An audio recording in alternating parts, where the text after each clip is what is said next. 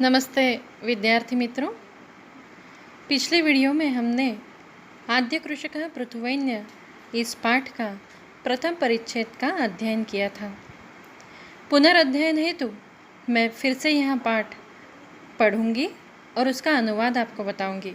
तत्पश्चात हम उसके आगे का पोर्शन देखेंगे। भूपालः पृथुवैन्य नाम धरायां प्रथमः अभिषिक्तः सम्राट्। प्रयागक्षेत्रे पृथुनृपस्य राजधानी आसीत्। राज्याभिषेक समये चारणाः पृथुनृपस्य स्तुतिं गातुम् उत्सुकाः। तदा पृथुः आज्ञापयत्, तिष्ठन्तु चारणाः, यावत् मम सद्गुणाः न प्रकटीभवन्ति तावत् अहं न स्तोतव्यः।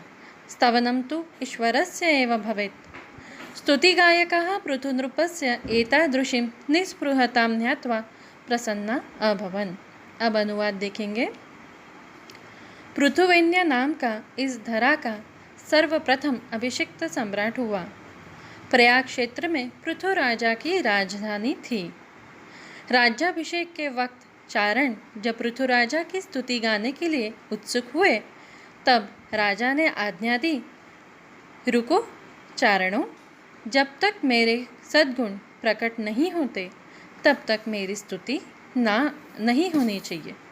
स्तुति तो केवल ईश्वर की ही होनी चाहिए। स्तुति गायक पृथु राजा की इस प्रकार की निस्पृहता देखकर बड़े प्रसन्न हुए। अब आगे का पाठ देखेंगे। एकदा पृथुराजः स्वराज्ये भ्रमणम् अकरोत्। भ्रमणसमये तेन दृष्टं यत् प्रजाः अतीव कृशाः अशक्ताः च।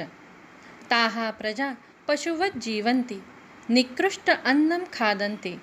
तद्दृष्ट्वा राजा चिन्ताकुलः जातः।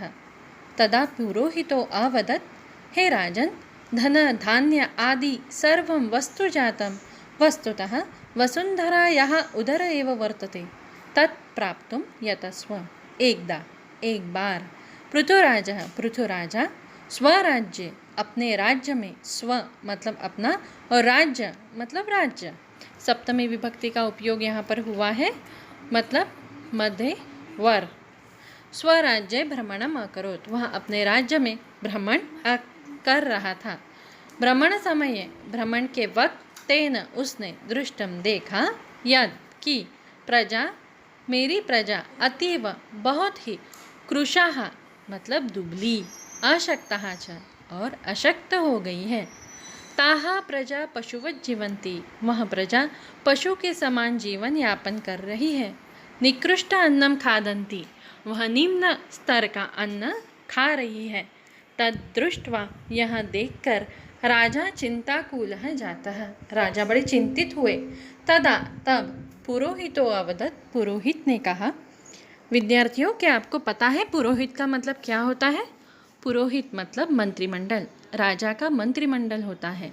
सल्लागार, जो राजा को अच्छे बुरे की पहचान कराता है और उसने किस समय कौन सा निर्णय लेना चाहिए, इसके लिए उसे मार्गदर्शन भी करता है, उसे पुरोहित कहते हैं।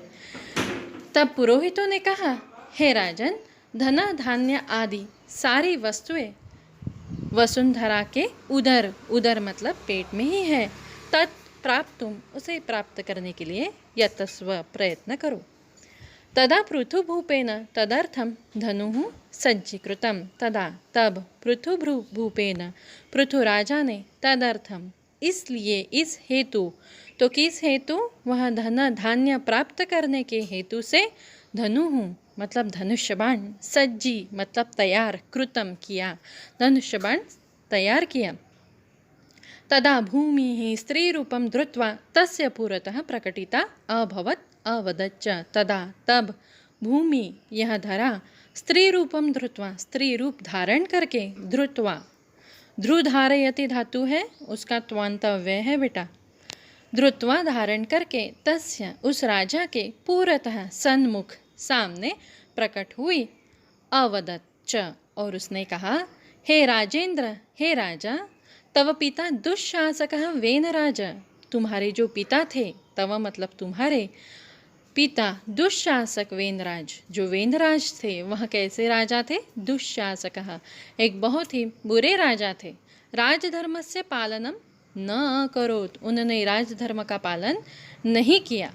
तदा तब मया मैंने चोर लुंठक भयात, चोरी जाने के और लूटे जाने के भय से, धन धान्य पुष्प फलानि, धन धान्य फूल और फलों को, मम उदरे निहितानि, मेरे उदर में रख दिया। त्वं तु प्रजाहितदक्षः नृपः, त्वं तुम, तू तो, तुम तो प्रजाहितदक्षः नृपः, प्रजा के हित संबंधी विचार करने वाले राजा हो।